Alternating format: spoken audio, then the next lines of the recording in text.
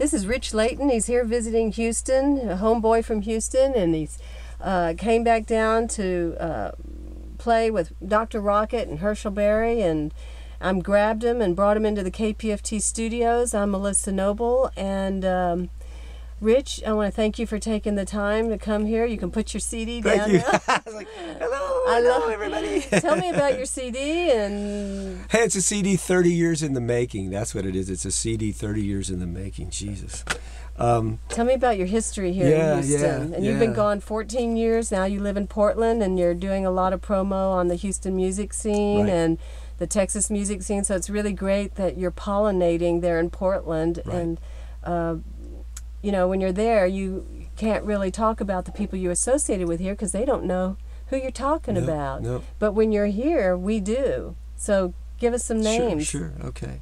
Well, I moved to Houston and got here in time to go to high school and get in a garage band, of course, like everybody else did, because I just wanted to do that. I wanted to make music. And was in a combo contest at Johnston Junior High School, judged by the Moving Sidewalks. And I remember I have a Billy Gibbons guitar pick that he chewed up and left on the floor. I think I got rid of it finally, but it's just kind of funny that that somebody you would thread through your life in all those different stages, because he's a very accessible guy to Houston musicians. Went to college at the University of Texas at Austin. Sprained my ankle and didn't move right back to Houston after graduation. I had to stay there because I couldn't come home and work. Were you playing in Austin? I was playing in Austin. I was more of a producer and a sound guy, and I was booking some other bands. I was always part of music, but I wasn't performing. And I invited a gal named Lucinda Williams over that some of my friends had introduced me to. She'd moved up from New Orleans. And she came over for dinner because I was a good cook, and I was a really good cook. So she didn't leave for almost 2 years. So in Houston,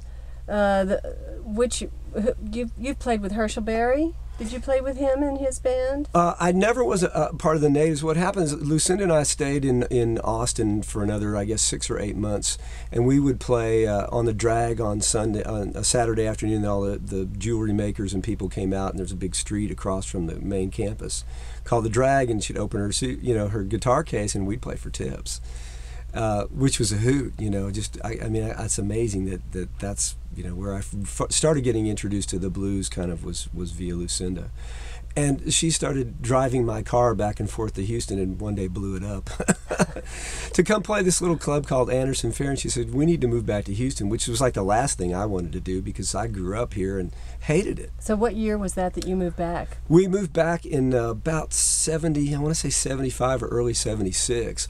But the cool thing is that I had never been down to the Montrose. Well, maybe to see 13th Floor Elevators and Bubble Puppy and Down on Allen's Landing in high school, the psychedelic scene, just a little bit. But here was this folk music scene at Anderson Fair Retail Restaurant. And we got a house around the corner. And I, got a job. But Lucinda, became part of that scene. And so I got to play with Townes Van Zandt and Lucinda for spaghetti lunchtimes, where you played for tips, and people came from all over, downtown in the Montrose to come get all-you-can-eat spaghetti lunch at Anderson Fair. And was Guy Clark here at the time? I think Guy was I think he was gone already. I remember Townes, Lucinda, obviously, Nancy Griffith, Eric Taylor, David Rodriguez. Lyle's a few years behind us all, so he wasn't quite there yet. I love it. Shake Russell came to town shortly after that. Dana Cooper. So you tell me about your days. You mostly were playing a lot with Dr. Rocket, right? Was it Smoke and Fizz? It was still too soon. I was still the house harmonica player at Anderson Fair for a couple of years, really, and playing the kind of the cosmic singer-songwriter thing, Danny Everett. And I kind of developed a style that was the harmonica as a color, as a nuance, as a textural instrument, and not as a soloing instrument playing a bunch of licks on top of everybody, which is, people see the harmonica coming and they run away. Very scary. Really? Yeah, because there's a lot of people, drunk guys can whip these out of their pockets and make fools of themselves. I saw it the other night. by somebody that I thought was a professional. No names. No names, but it's like, and starting over in 3 different towns, Memphis, Tennessee, here once, Memphis, Tennessee, and Portland, Oregon. And in Portland, I said, "Hi, I'm Rich Layton. I play the harmonica, and you're going to love the notes I don't play." And that was always got a big laugh and an invitation to sit in, and then I just do what I do. But so the Anderson Fair scene is shaping up, and then Smokin' Fitz and Rock Romano and comes in, and all of a sudden it's like, wow, electric blues, interesting. And the instrument, you know, and I started sort of figuring out the blues piece of the harmonica a little bit more. And I found an old microphone one day in the back that just was my sound. And a few years later, Frank Davis, the artist, comes up to me and says, "You know where that microphone came from, don't you?" And I went, "No." He goes, "That's from the Daddy Banjo." And Frank had built an instrument called the Daddy Banjo that was a snare drum and a pickup, big knobs on here, Fender guitar neck, and he mounted a microphone on a stand so he could sing at the same time. I play through that microphone for years, but he said, "I like what you're doing with it, and I want you to have it." So I do still have the original Daddy Banjo. He was pretty generous, and Steve Earle was recently here, and Rourke from Wide Open Spaces interviewed him, and we started talking about the Daddy Banjo, and Steve said he tried to make a Daddy Banjo, and he couldn't do it. Wow. Isn't that amazing? Yeah. So I started having a panic, and I said, "We've got to find out what's going on with the Daddy Banjo." Right. Anyway, it's safe in Frank's hands.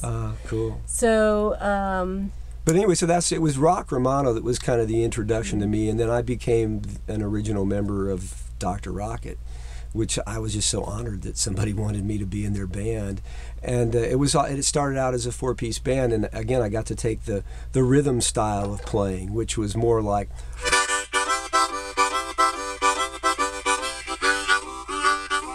So I could be a rhythm guitar player, or I could be a keyboard player, and people would say, "Wow, that sounds like a B3 or a saxophone," and I would say, "Thank you." The more times it doesn't sound like an obnoxious blues harmonica playing a bunch of licks, the happier I am, because for whatever reason, it allowed me to be on stage with more bands who said, "Well, we don't need a harmonica," because there were other bands that I played with around that time. I guess maybe it was right before Dr. Rocket. And I figured out a way to make the instrument fit in other than in a blues format, so that I could play on a rock and roll song, or I could play jazz with Smokin' Fitz. are you a self-taught harmonica Yeah, player? really, pretty much. I mean, I bought a book and it didn't make any sense, and I played for 6 months in the shower, and then I picked up the book, and the book made a little more sense because I was doing the things that the book described. I couldn't figure them out by reading how to do them, but I sort of stumbled upon them. I read a quote that Les Paul made once, and he said, to be original, you can't follow the rules. Well, that's a really great quote, and it is. I mean, discovering a way to play the harmonica that wasn't the way it was played by everybody else.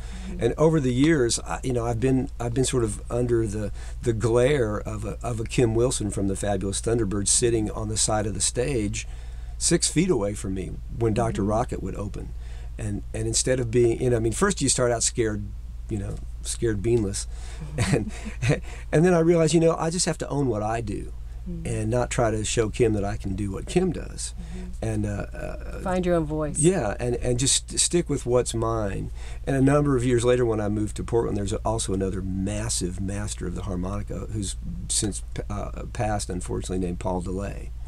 And Paul invited me to sit in and play, and he got down and sat in the front row, and it was really a cold sweat moment, because again, he's at that level of... Have you picked up some licks from him? No, again, I just did my thing. One of the other things that I have is the kind of the Cajun thing, that's taking a harmonica and playing in the same key as the song. What I played before was cross harp blues style, but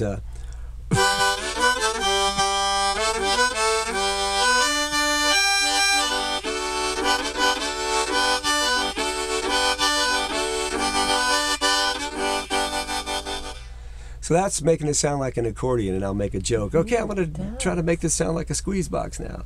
And I'll play that style when I'm able to sit in with Buckwheat Zydeco. So what are you doing to make it do that? It's using my tongue and playing to block out the notes that don't fit.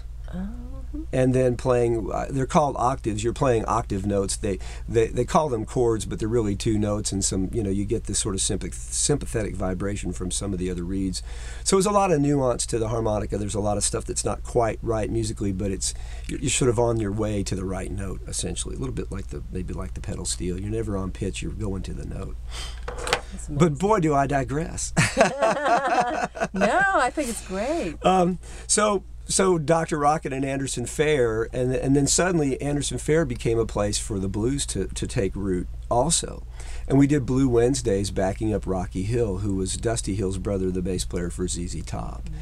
And that was blues school, because Rocky was, pretty ferocious and kind of mean, and he could be cantankerous, and he'd go, lay out, or he'd go, play the head, or come up behind me. And he'd yell at the drummer, push the turn.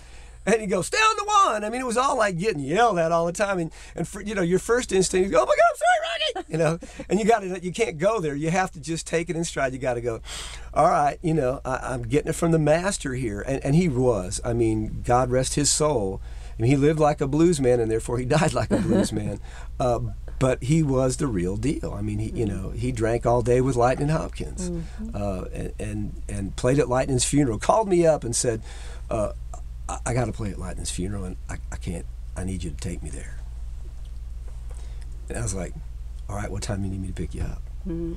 And we put our suits on, and he had a suit on, and he brought his dobro, and we were down on Dowling and something or other, and we walked in and sat in the back while people told stories about Leighton and passed the bottle around from inside their jacket. And it got past us, it was just fine, We were the couple of white kids sitting back there, and Rocky was playing at the request of Leighton's widow. So it was important. Where was the funeral? I can't remember. It was in Third Ward. Yeah, it was in Third. Yeah, it was in the Third Ward. I can't remember. There's a plaque now for him. Okay, that's fabulous, because he certainly deserved. Well, you're going to come back, and we'll give you a tour. Yeah, see, there's pieces of it I've not been back to in a long time. So, what's it like coming back here after all this time? This place. This place is where I grew up, really, and kind of, where I found my musical. You gonna push a button here? Yeah. Okay. I'm gonna.